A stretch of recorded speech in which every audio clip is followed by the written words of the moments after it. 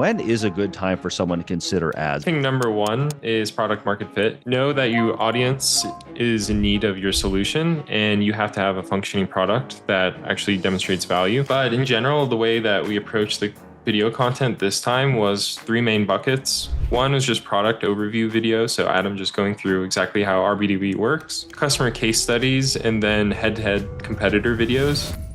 Not every channel is going to be the right thing for everybody. So if you have a B2B marketing audience, LinkedIn's going to be fantastic for you. Because you know with certainty that you're reaching the right people. This is the top performing ad we're running right now on Meta. Like a really strong hook right in the beginning, just add them right in your face. So first like 5-6 seconds, like, is it engaging? What am I learning? Like that's, I think, another reason why these videos are really well.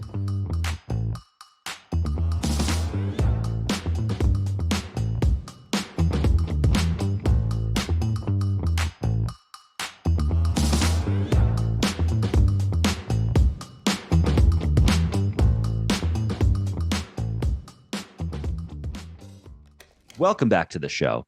Today, we are joined by Alex, Chris, and Ali, the three partners of Understory Agency. Understory is a marketing agency that runs ads, cold outreach for businesses just like all of yours, just like ours. And we're going to get into a bunch of stuff today. We're going to look at, number one, when you should and shouldn't run ads. We're going to talk about targeting different types of sort of buyers in different parts of their buyer journey. We're going to get into ad creative, and talk about what's working for RB2B, what isn't, and then also just like what's working generally from a creative standpoint. I know creative is one of these things that sort of evolves over time. What worked 5 years ago, maybe even a year ago, sometimes doesn't work anymore, and the world evolves in terms of what we engage with. And we will then go through the RB2B current ad performance. So the guys here are going to actually open up the hood for us. We'll take a look underneath and see what's working, see what's not working, and see what they're currently tweaking. So, well, guys, welcome to the show. Great to have you. Thanks for having us, Pete. Yeah. Good to be back here. Thank you, guys. Well, let's hop into it. Let's not waste time. We only got 56 minutes left. So, let's start with this. So I'm sure there's a lot of people who are watching. Some are running ads successfully, maybe some unsuccessfully. Some are not running ads, considering if they should. So like, when is a good time for someone to consider ads? I know it's one of those channels that like we all kind of think about a lot. So is there some criteria to evaluate that?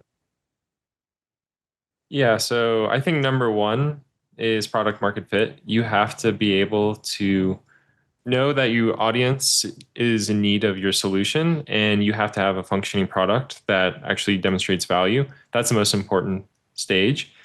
We definitely recommend, especially customers looking to partner with us on paid media campaigns, that they need to be at a certain threshold in terms of ARR, because you also need to commit a certain amount of ad spend as well. Obviously, it's a pay-to-play environment, so that's the most important thing. But once you have product market fit and you have the budget allocated, it's really just determining which channels to advertise on, because each one is a little different, and we recommend each one for a different stage and a different funnel. So I'd say overall, it's just. I was going to say another thing I think is really important to focus on. We actually had a call this morning where we were talking about this. Is not every channel is going to be the right thing for everybody. It depends where your ICP actually lives. So if you have a B2B marketing audience, LinkedIn's going to be fantastic for you. If you're selling into construction workers or something like that, they're not going to be on LinkedIn. So you got to find the right channel for your company and make sure that you're utilizing that. It's not a one size fits all approach. I'll also add to that, like, most channels don't work for most businesses. Like if you were to take every channel, and really when we're talking about channels right now, like we're talking about like subsets, like almost mediums, within the channel of paid ads and social ads. And like, unfortunately, most things don't work for most people, which is, I'm a big believer that like the playbook that'll work for you is the one you write on your own. Obviously, you guys help people write that playbook, right? That's what you do. You experiment with different ad channels and creative and figure out what's working for them. But just before we leave that topic, when it comes to product market fit, I know this is one of those things that's like Sometimes we think we have it, but we don't. Sometimes our early evangelists are very excited for our solution, but that's not indicative of an entire market being there. So when you're talking to somebody, a business who, kind of a prospective business who might be interested in working with you, is there a way that you help them evaluate that? Or is it clear? I think there was maybe it was like Neil Patel or something, said the product market fit is when the shit doesn't stay on the shelves, which is one of my favorite definitions, because it's like, it is ambiguous, but I'm curious if there's like a way that you guys specifically evaluate that, or if you just have a similar sort of more ethereal evaluation of it. I definitely have some ideas. I don't know, Alex, if you want to jump in. I have a million. Go ahead. You go first. Well, I think most importantly, it's like developing a channel outside of paid where you're consistently getting revenue from. I think that's the most important thing. Like paid is rarely a silver bullet where you can just press launch and you're immediately printing money from no other channel that worked in the past. So I think it's important to have a channel that you develop a stream of revenue coming from. Initially is just kind of like a base of that process. That's typically what we look for. I don't know, Alex, what you would add, but Yeah. I think that's really important. Well, Pete, I mean, you mentioned it at the beginning of this call. We do a ton of outbound as well for our clients. And if you have outbound that's working consistently and you have a message that's resonating with a specific audience, it's a telltale sign that you found product market fit. The best way to figure that out, in my opinion, the cheapest way to figure that out is run outbound at scale. Try multiple different segments, try multiple different message variations, try multiple different audiences, the level of personalization, but you got to find out what message is resonating with which audience. And then once you've developed that, outbound is a great way to try it. Then you throw fuel on the fire with paid. I like that. That is a great place to start, because you get like really functional feedback. And with all of these things, we'll get into creative in a little while here, but outbound is another one of those things where like your creative is what's going to make or break outbound. Like creative meaning your subject line. I mean, if you're going email, right? Your subject line, the body of your email, your call to action, like those have to be really, really tight, really short, really compelling. So sending out like a memo style email to start isn't going to really work. But on the other hand, it gives you a big playground to really mess around with messaging at a really it's cheap. It's cheap and it's easy. You and can the beauty of it too subject is line now. Like you don't have to create a new visual or talk to a designer. well, you can do segmentation at scale too, right? So you can understand which messaging resonates with which segments. Part of paid too is you want to be really granular with who you're going after, unless you're doing brand awareness or something like that. But outbound is a great way to figure out what's going to resonate with that audience before you put a bunch of money behind it. Okay. I'm glad you said kind of awareness. So I have a question. And just so everyone watching knows, like these are genuine questions. We have not teed these up. I have a lot of, every time I talk to these guys, I'm like endlessly curious because the amount of feedback and experimentation that you get to do at scale, which is awesome. So we're talking about awareness. So we had Sam Dunning on 2 weeks ago. And you can check out that recording, but he is a SEO guy. He runs an SEO agency, really great at it, runs it for our B2B as well. And Sam we were talking about the specifically when starting out with SEO, was the lens we were talking about it in. And Sam's recommendation was, what you want to do when you experiment with SEO in order to get results quicker, because I know SEO, we usually hear like, oh yeah, you got to wait like 12 months to see results. Sam's all about trying to find something in 90 days. And he said the way to do that is to, instead of launching out content that drives awareness, you want like bottom of funnel content, basically content and ads that speak to the people who are kind of further along in their buyer journey. So they're not just discovering it, they're like evaluating alternatives and trying to compare different competitors against each other. So that's the SEO world. I'm curious, in the world of paid ads, is there a way to on maybe some of these channels to sort of like delineate between more of those early stage buyer journey people who are really on the awareness front versus those, more bottom of funnel buyers who are really in their like purchase consideration? Is there a way to do that? And if so, which channel can we do that in? I'd say for Google ads, that's actually a mistake a lot of people make, is they'll try to go really high up the funnel and then remarket to those people thinking they can do some kind of really top of funnel information or ebooks and things like that and remarket, but you're paying so much on Google Ads that it makes it not worth it. And so kind of to that person's point about SEO, it's like you really want that bottom of funnel content already, and you want to be reaching people that are ready to buy. Otherwise, you're just going to be blowing money on Google Ads. That's the other thing. They will get I think a lot of these ad platforms, like when I was running ads maybe 10, 11 years ago, like it was so granular, like how much I could customize the audience. Let's say, I'll just say specifically in the lens of like Facebook.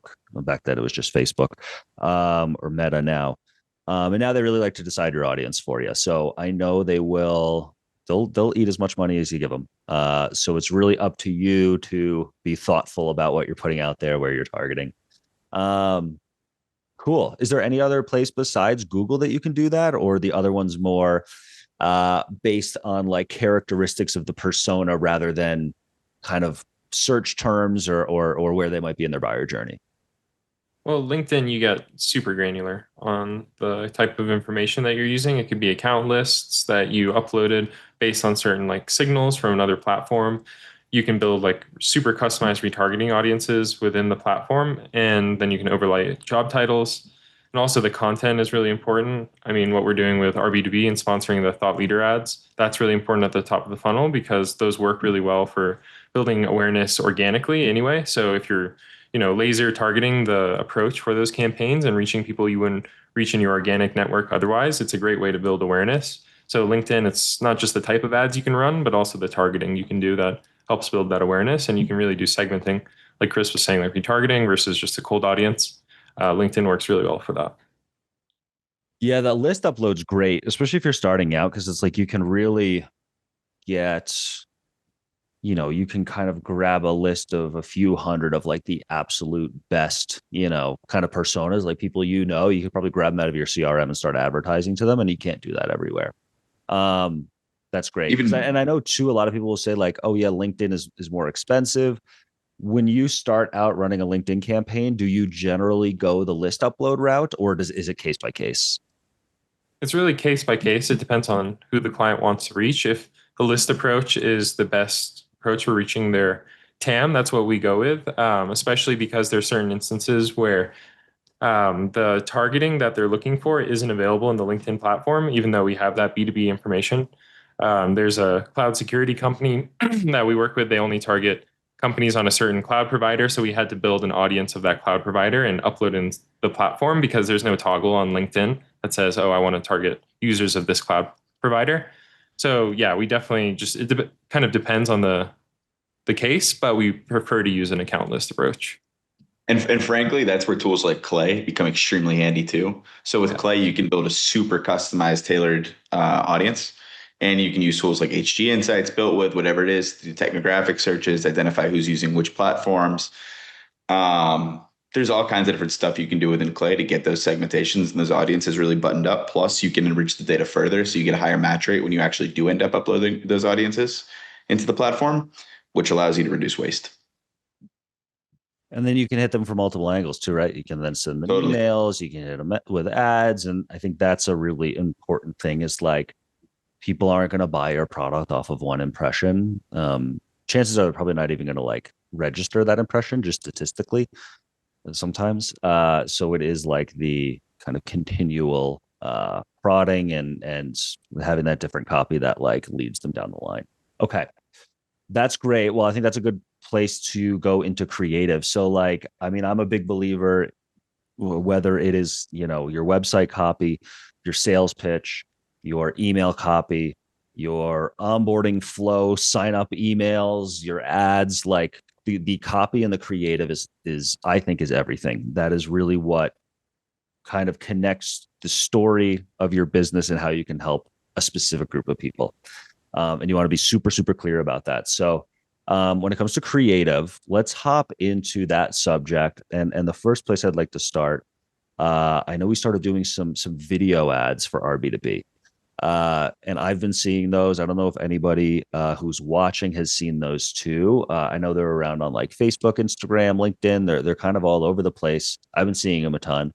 And yeah, let's dive into like kind of the thought behind that creative, and then we'll do a little bit of what's working and what's not within the realm of video creative. So feel free to share a screen, and it'll be great to dive into that.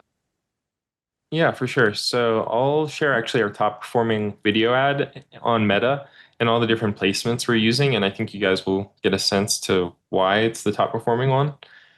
But in general, the way that we approached the video content this time was three main buckets. One was just product overview video. So Adam just going through exactly how our B2B works, customer case studies, and then head-to-head competitor videos. So I would say like those are the three main ways we organize the content. And I think, I don't remember what the post said, Pete, but Adam recorded those in like 48 hours or something like crazy like that. But yeah, it was super awesome to get that content, especially because he's great in camera, obviously. I think that's another important thing. Like and I'll only speak for him, but like when Adam goes to film his videos, like he will knock them out in a big batch. I remember we were at an offsite in Mexico, and he and John were filming content, and I think he had a couple of different shirts that he could like change into and then like switch the chair around. And it's like, I mean, you don't want people to see your creative and think that they've already watched that video because you're wearing the same thing and standing in the same place and it's the same angle and all of that stuff. So anyway, I'll let you dive into that, but I wanted to give insight into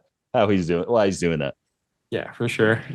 So let me share. So again, this is the top performing ad we're running right now on Meta, and you can see all the different placements, and it works really well. Obviously, it's that mobile first kind of format, like the aspect ratio and all that. So it works really well on the story images or story format. But I'll go ahead and actually play the video. When people find out what our B2B does and they find out that they just put a pixel on their site and it pushes LinkedIn profiles of anonymous visitors into Slack for free, they often ask me how it works. We have a huge publisher network that is identifying people constantly through email clicks, through website authentications, and it's remembering their browsers and it's remembering their device IDs and it's remembering their IPs so that when they come to your site, we can tie that back, those anonymous identifiers, to a real person. Once we've done that, we enrich that profile with a LinkedIn URL, with a valid business email, and then we send that profile to Slack so that you can activate it, reach out to that person, start building pipeline. If you want to know more about our B2B or you want to get started with a forever free account, click through to learn more. There you go. Nice. Like that one's on the reels. Yeah. Now, in terms of like the length of that video, so that's a minute long. Is there a sweet spot when it comes to like, length? Or I mean, I think with any sales pitch too, like you don't want to get too far into the weeds. So I'm curious, any advice you have for the folks listening on that? Yeah, I would say it's between 30 seconds to a minute on Meta. I don't know, Chris, if you have a differing perspective on YouTube. It really depends on the content of the video as well. If it's valuable and it's an actually interesting video, like obviously longer videos could work. What's really important about these videos as well is just the hook. Like I think it's like a really strong hook right in the beginning, just add them right in your face. So it's not even about how long the video is, but it's about the first like 5-6 seconds. Like, is it engaging? What am I learning? Like, is it very like explicit? That's, I think, another reason why these videos are really well. Yeah, Agreed. I mean, yep. Sorry, I was just gonna say on the YouTube side, yeah, I mean, I think it's similar. I think it depends what audience you're going for, right? So like if you're going for your remarketing audience, you can go a little bit longer on the video length. Like you can go over a minute because they're already familiar with you. And maybe like what we're doing here, we have some videos that are like, how do you set our B2B up? How do we identify things? So it's more informational and they're already familiar with the product. So that can be a little bit longer. A lot of times we'll run ads that are like 20 to 30 seconds long. And that's usually the sweet spot on YouTube because you don't want to get like they'll be able to see how long the ad is from the very beginning. And if it's like 5 minutes long, they're just not going to watch it. They're going to want to skip and get to whatever content they're looking for. That's a good point. And also a good point on like why that first few seconds is important, right? Because you can't skip until I think it's like 5 seconds. I've YouTube Premium. I don't mean to brag, but I haven't seen a YouTube ad in a minute. But I'll watch a lot of YouTube. But I think it's 5 seconds. And I think, regardless of a skip function or not, those first 5 seconds are so freaking important because like you want to hook them in, you want to make them compelled to watch the rest of the video.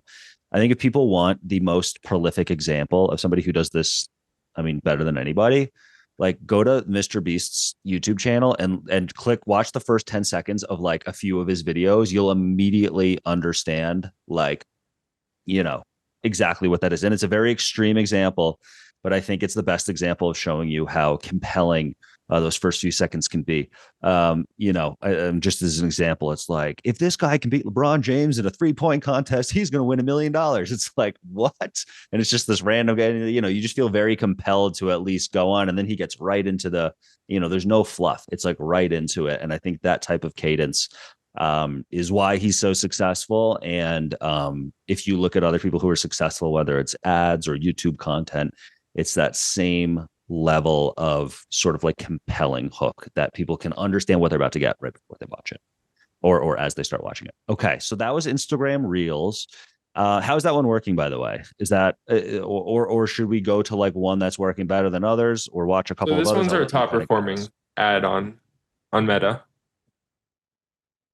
Okay. What's one that's not working as well, maybe? Just so we can kind of like contrast and compare. Let me give me 1 sec. And Chris, I don't know if you want to share more about YouTube as well while I pull that up. Yeah, sure. I mean, yeah, so while you're pulling that up, I mean, what we're doing on YouTube, especially for those that were not on the last call, we've got it split into 2 buckets, right? So 2 campaigns running. One is for remarketing, one is for prospecting, but we're keeping the prospecting really tight. So basically one is for comparisons to competitors, and one of the campaigns is for remarketing to users that have actually visited the site before. I know Ali's pulling something up right now, so I'll get into that and what the actual creative we're using a little bit later. But basically for the remarketing, as I said earlier, we're using more informational type of videos because people already know what our B2B is, right? We don't have to tell them what it is. We just need to get them to actually convert, get back on the site and sign up. Whereas when we're going for competitors, we're pretty direct. I mean, the videos directly call out the competitors. We're directly targeting people that are searching for them on Google. So, it's very, I would say YouTube strategy when it comes to the creative, it depends completely on what audience you're serving to, because you decide what the audience is completely. You can make it as narrow or as broad as you want it to be. And the video content needs to reflect that. Like a lot of accounts that we've audited before will be running the same video in 5 different YouTube campaigns to 5 different audiences. And sometimes that makes sense, but usually it's like, okay, people that have visited the website are going to be very different than people that have never heard of the brand, right? So we want to make sure the creative reflects that, and that it's really based on what use case they're looking for and based on where they're at in the journey. If we want to actually get them to convert, or if we just want to make sure that they're still considering our B2B. Awesome. A couple of questions I want to rip through that I'm seeing. How important is the landing page in this strategy? So like, obviously the goal of an ad is for someone to click on whatever the call to action is. Is there at least with these video ads, is there a place or a type of landing page? I mean, I'm sure it's creative dependent and company dependent, but like, let's say in the case of our B2B, where are we sending those people to? Yeah, so right now it's just the homepage, actually. The idea is that we're just sending people to the place with the most amount of information, the easiest sign up flow. So that's where we're sending people. I think it's definitely worth experimenting with different landing pages, especially the competitor style campaigns. That's something we do on Google all the time, is have dedicated competitor landing pages so they can really see like the features and how they stack up in some sort of like matrix or something.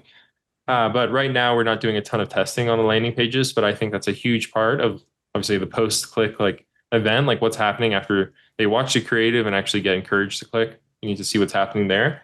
But that's just not a lever we've worked on just yet. But I do agree it's really important. I think too, with we want to think in the lens of like, there are really simple products like our B2B, super simple. It has a single function and, it's very easy to explain. And then you have really kind of robust products like Salesforce. That's like probably the most extreme, opposite end of the spectrum. Salesforce, if you were like to run on that, you probably don't want to send people to that homepage because it's like then you have to like you have to like find your journey of who you are and how you're going to use it. But if you have a simple product, I know there's this kind of I used to hear this all the time. It's like your ad should not send people to the homepage. And like I always thought, yeah, but like your homepage should be good enough that like again, if your product is simple enough, which I think most young companies have a simple product, um, it should be good enough where like if someone goes there, there's like you had said, there's a very simple buy flow or like kind of journey to learn more and actually start using the thing and learn more about it, find all the information that you need. So I actually started thinking, and again, I'm only talking about the simple products or the reasonably simple ones, but like if you are of the mindset that the homepage is not the place to send people, and it might be because it's not a really good homepage. Like maybe you need to update that so that like it is a compelling place for people to land. Because ultimately that's the whole point. Like you don't want them to have to, I challenge anybody, go look at your traffic. The homepage is responsible for probably like 80-90% of your traffic. So yeah, it's just the most important place to figure out how to articulate that and have clear next steps and allow people to find value.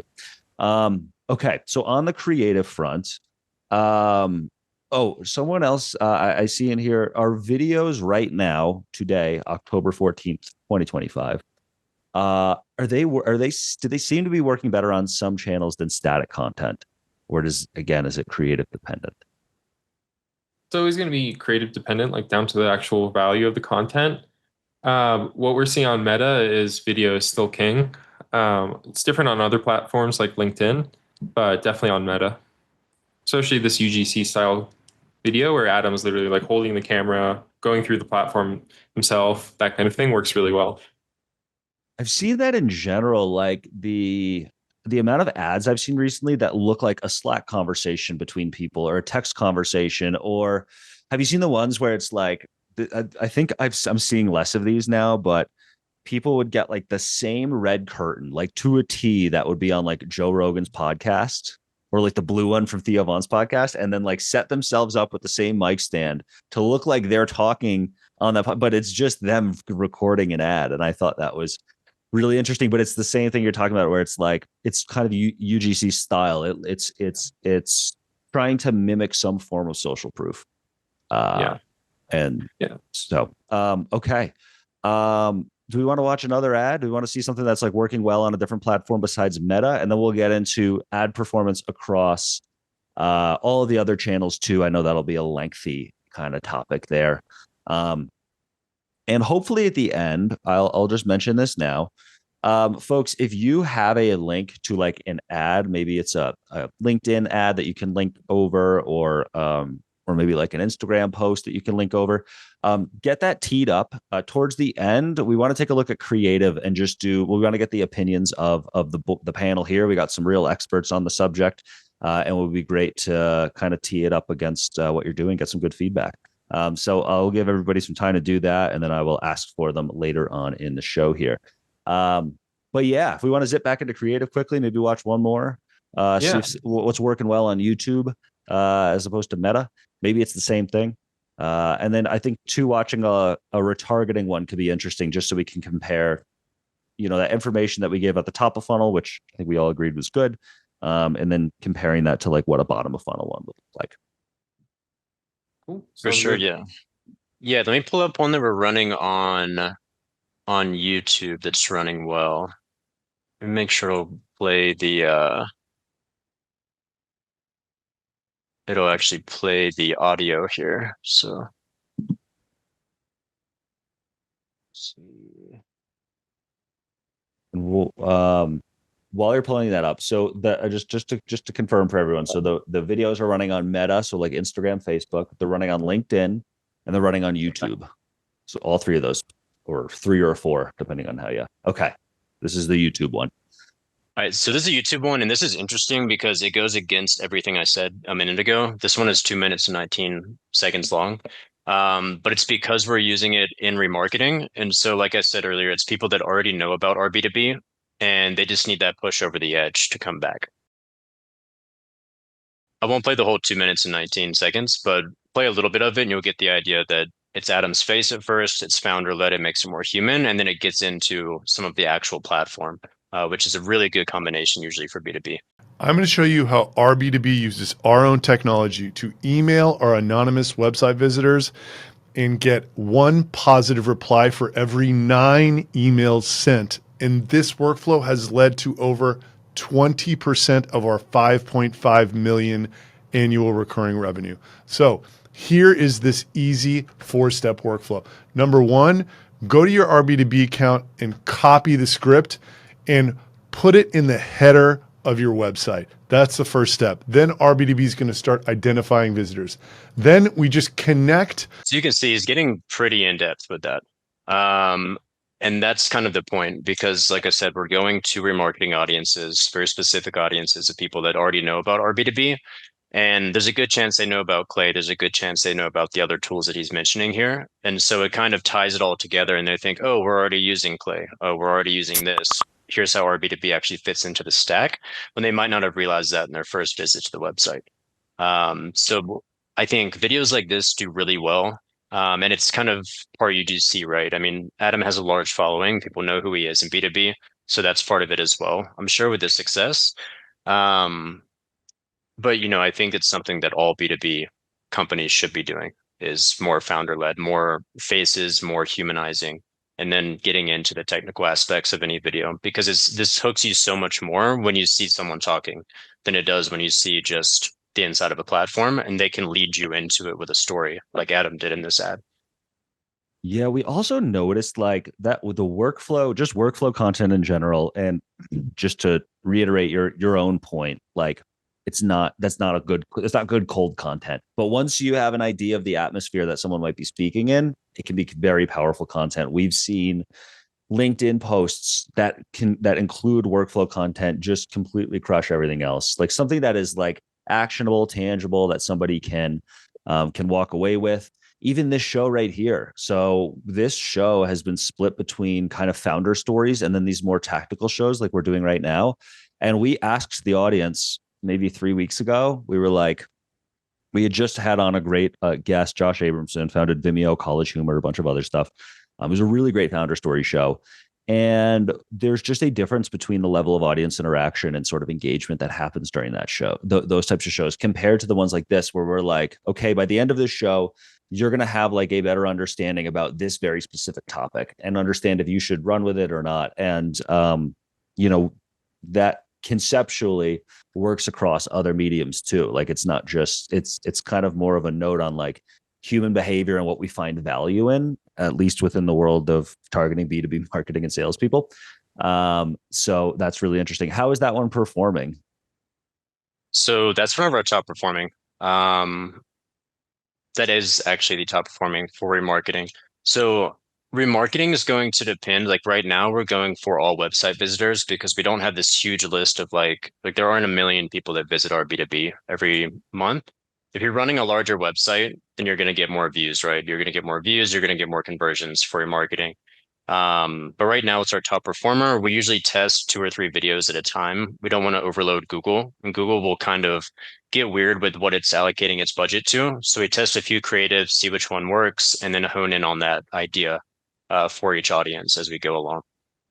Okay, can we continue on that? So I actually have a client of mine who I'm talking in the lens of email copy, but like they were running like 16 different campaigns and like just kept throwing different ones out. And we really scaled it back to 3. I'm like, look, I know that like at least 10 of these are like, we're just like, they're there to be an option and to like have another experiment.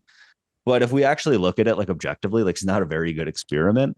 So just in that lens, I know that was email copy, but in the world of paid ads, whether it's kind of static meta or LinkedIn ads or video, when you're going after, let's just kind of break this down very narrowly. Let's say we're looking at YouTube retargeting. What is the number of videos you would use to experiment with? Is there like a sweet spot or a range that you go with? So for each audience, like if we're doing an audience that is, say, for a use case, or we might be doing one that's all website visitors. So for each audience, I would say 2 or 3 videos. and then you hone in on it, but 2 or 3 very different videos, right? You don't want 2 or 3 similar ones. Like you want to take the big swings at the beginning and then figure out and kind of work backwards on what's working there. So it's like, why did this one outperform this one? What can we do with the next video to where it follows along that path? But I think it goes for any channel where you want to take the big swings early, you want to take the big experiments early, and then hone in on what works. Because if you're just making tiny little changes, like, okay, let's run 3 of the same ad, but the hook is different. It's like, okay, but what if the rest of the video sucks, right? So we want to make sure that we're taking the big swings early, and then we can work backwards from there. And then we can start working on hooks once we have real data to work with. Yeah, I think a lot of times I see people getting a little too scientific too quickly. Like marketing in general is a blend between art and science. And in the beginning, it is far more artistic than scientific. And usually the things that work versus not work, it's not even like you have to do this calculation. It's like a completely different world. It's like completely binary.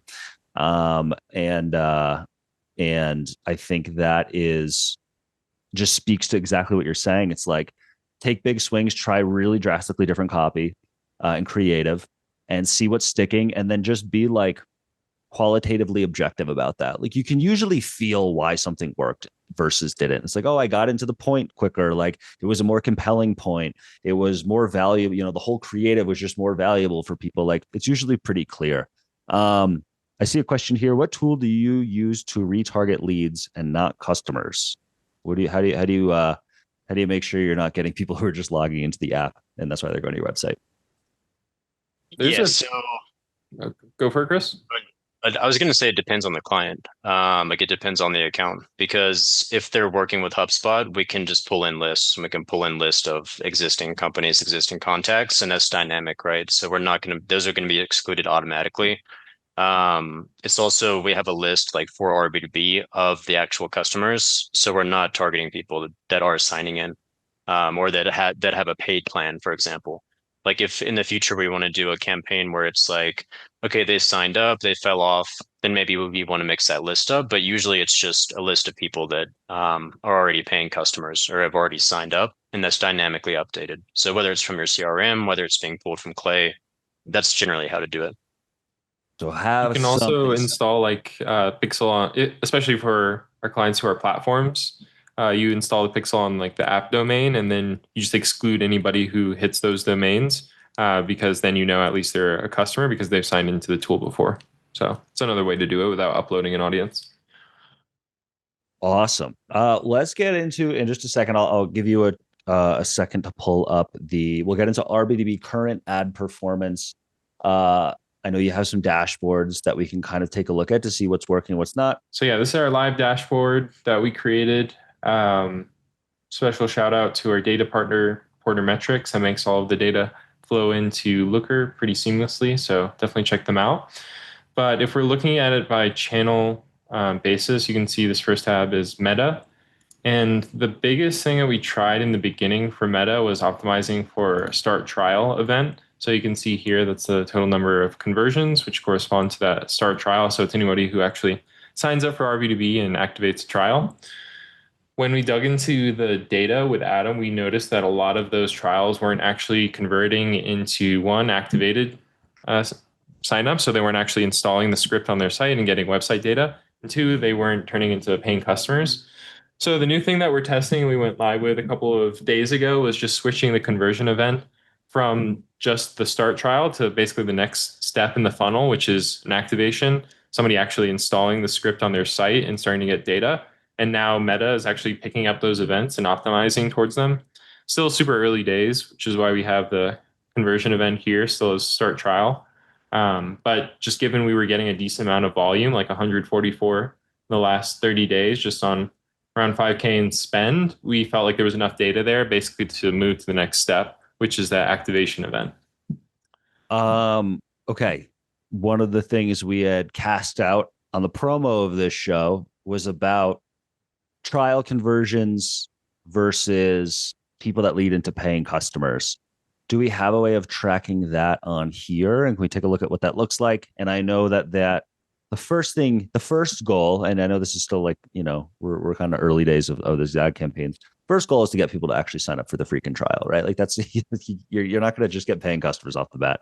And then you kind of, it's also not then just totally up to the ad. You got to see who you're targeting and why they might not be converting. And it's this whole other project. But since we were really touting that, curious if you could speak to that and kind of at least just how you're thinking about that with where we currently are. Yeah, we can absolutely see that. We track everything with UTM tracking. So I forget exactly what database you guys use, but we can pull all of the signups by UTM source and see exactly how many are coming from the ads and what's happening. That's how we noticed with Adam that we weren't seeing that these trial signups coming from Meta ads specifically were converting into down funnel like activations. And that's the reason why we moved to that next conversion event. So to answer your question, like that's how we were thinking about it. And we can pull in the reporting as soon as I remember the name of the database that you guys use. What is it? Intercom. Intercom, yeah. So we pull all the stuff in Intercom, the signups in Intercom, and then associate it with the UTMs because we can see the first UL that they landed on, and then we can track back from there. This dashboard doesn't integrate with Intercom right now, so we can't pull that reporting just yet, but I'm sure we can figure it out in the future. And just to tie the loop on Intercom for people, Intercom is also where RB2B's AI customer support engine runs. So like 90% of customer support requests are answered through a bot now, which is great. It just basically just summarizes every single chat that has ever been done, information that we feed it, and then like 300 and some odd support docs that Rob Clark, who heads up that whole op, has written. So Intercom, very multifaceted. I don't get a commission from them, unfortunately, but I just wanted to tie the loop on, like, we talk about a lot of platforms here, and I want to let people know sometimes when there's multiple functions coming from one place. So Intercom's great.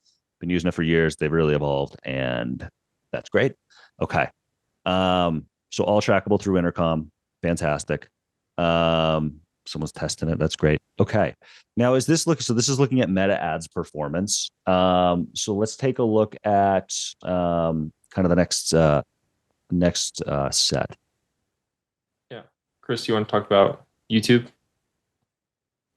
Yeah. So for YouTube, you can see like with that 11 conversions up there, right? For 2.78K in spend.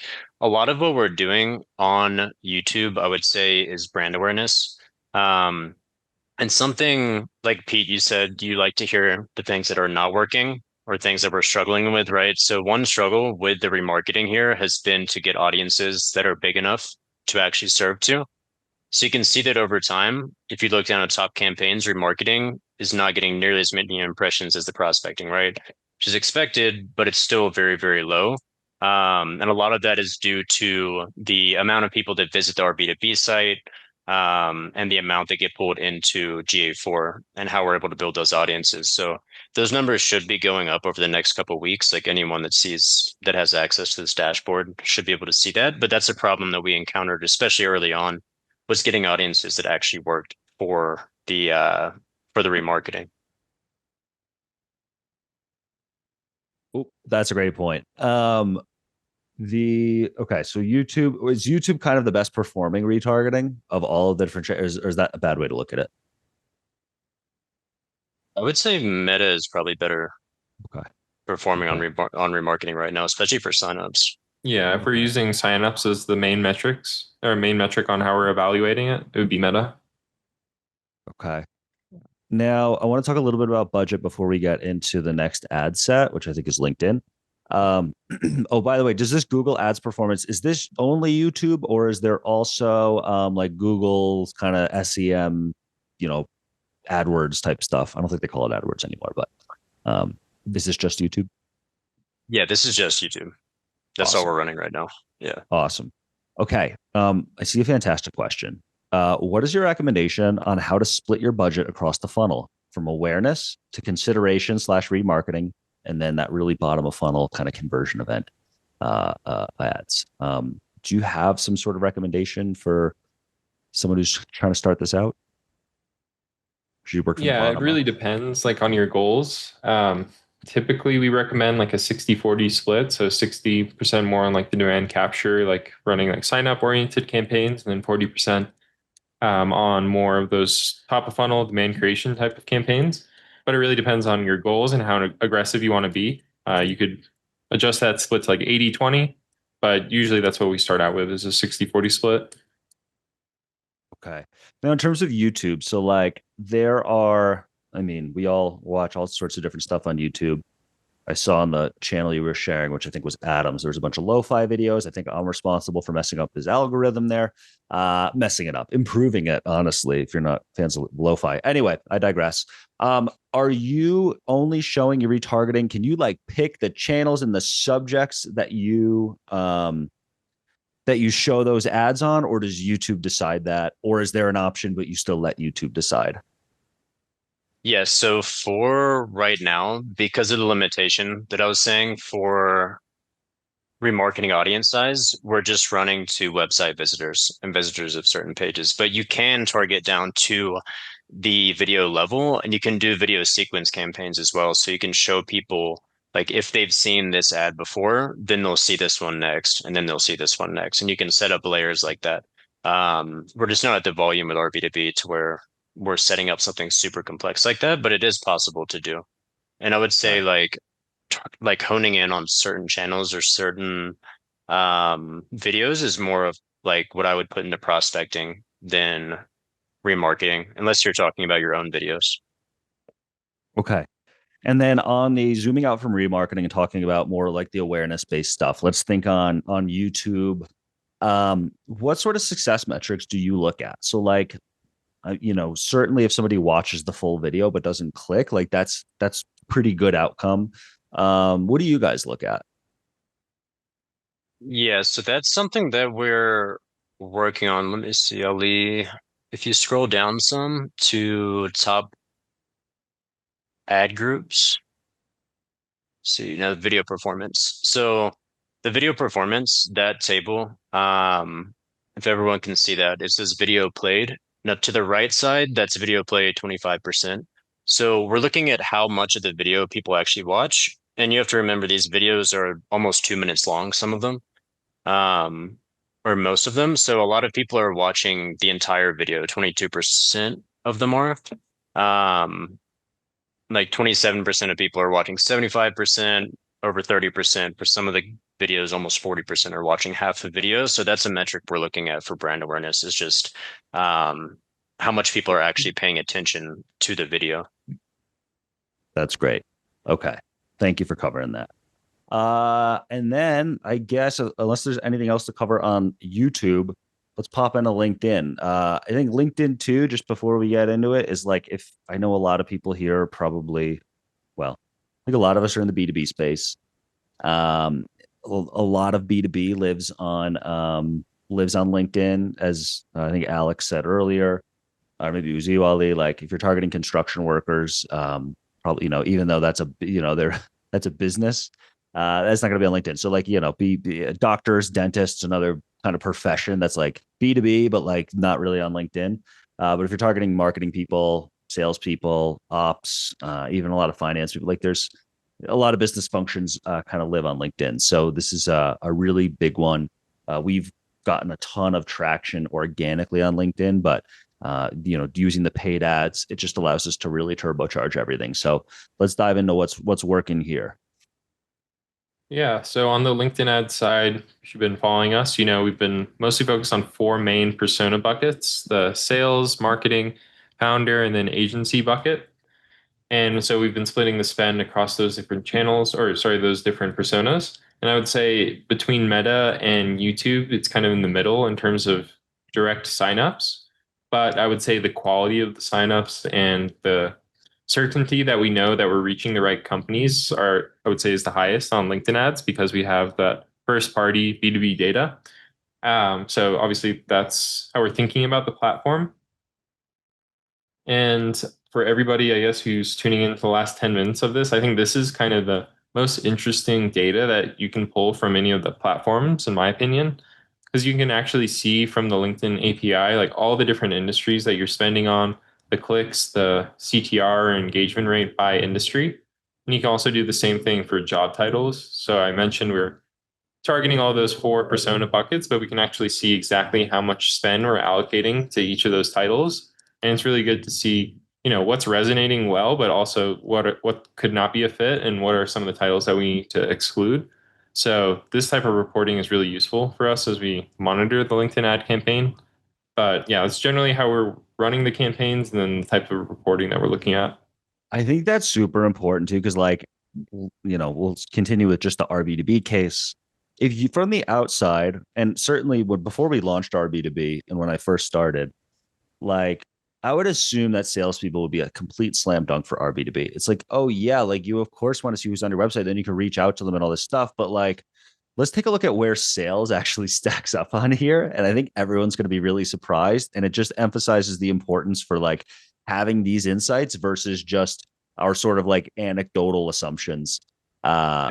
Because I mean, the data doesn't lie. But I mean, look at the difference between conversions on this. It's night and day. Yeah, here's a quick way to look at it, but you can totally see sales at the bottom. I think it just comes down to being able to activate the platform, marketing, and all the other personas just have way easier access to the website and installing the script or something like RB2B. I don't think it's not worth it, advertising to the sales persona, but I just think in terms of tactical execution, they're just not the ones that are actually going to be installing RB2B and using it.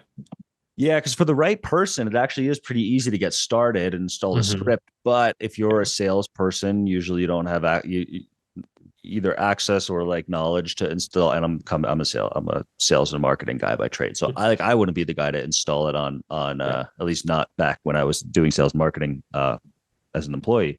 I wouldn't be the guy to install that. So I totally get now when I think about it that way why that's the case. But it's just it's a very interesting kind of insight that's of course makes a lot of sense in hindsight.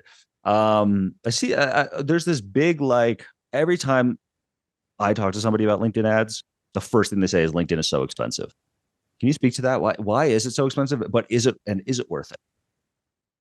Yeah, I think there's a couple of things there. I mean, out of the ad channels, like if you're a B2B company looking to advertise, LinkedIn makes the most sense, regardless of the upfront cost, because with certainty that you're reaching the right people. Like you can upload a company list and know exactly who it is versus Meta or YouTube, which is a little bit more ambiguous.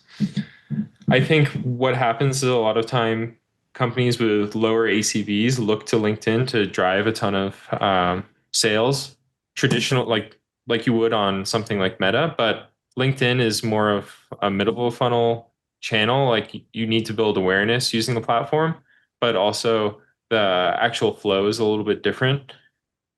One thing that a lot of people don't know is that around 70 to 80% of your spend will be placed on mobile on LinkedIn. So you need to work within those constraints, because there's no like toggle where you can tell LinkedIn ads to actually place on the desktop. So I think people just approach LinkedIn with a different mindset, or the same mindset that they would with Google or Meta, but you need a different one, taking those into account. So I think it's just like the nuances to the platform that trip up a lot of people. And a lot of people just waste a lot of money on the platform, targeting the wrong people or using the wrong settings. And I think that's where that perception comes from. Yeah, I think you're wasting a lot of money. Like, really utilize that list upload. You guys were talking about that earlier. I just want to close the loop with that. Like, that is an incredibly powerful feature. I know Alex was talking about, like, hey, spin up a Clay table. And if you've never used Clay, like, there's a little bit of a learning curve, but man, the amount of resources that they have, some of which you guys have actually created, is incredible. And it's super powerful to actually like have everything kind of in one place. Well, guys, this has been awesome. Thank you so much. The recording will be live on YouTube later this week. I will post it when our new channel launches. Adam's doing a bunch of YouTube content, so we're dividing where they all go. I dropped the link to understoryagency.com if you would like to work with these guys, and I recommend it. If you're interested in ads, cold outreach, they're here for you. And I guess maybe you could drop your LinkedIn profile links into the chat here, so people can follow you. You post great stuff, always telling us what's going on in the world of in the world of digital marketing, ads, cold outreach. And I know that's like most of what a lot of us are doing, at least from the start. So thank you all for joining. Thank you guys for, we'll of course have you back. You're great regulars, definitely some of our favorites. And folks, next week, Adam will be back. He's on vacation with his family this week. Next week, we have Kyle Poyer. He is the founder and creator of Growth Unhinged. And Kyle is going to talk to us about how early stage SaaS companies can get customers. So not just going from a channel, but more of a little broader there. He's the best. Take a look at it, and we will see you next week, folks. Thank you for joining. Have a fantastic day. Thanks, Pete. Thanks, Pete, and thanks everyone for coming. Yes. Bye, everyone.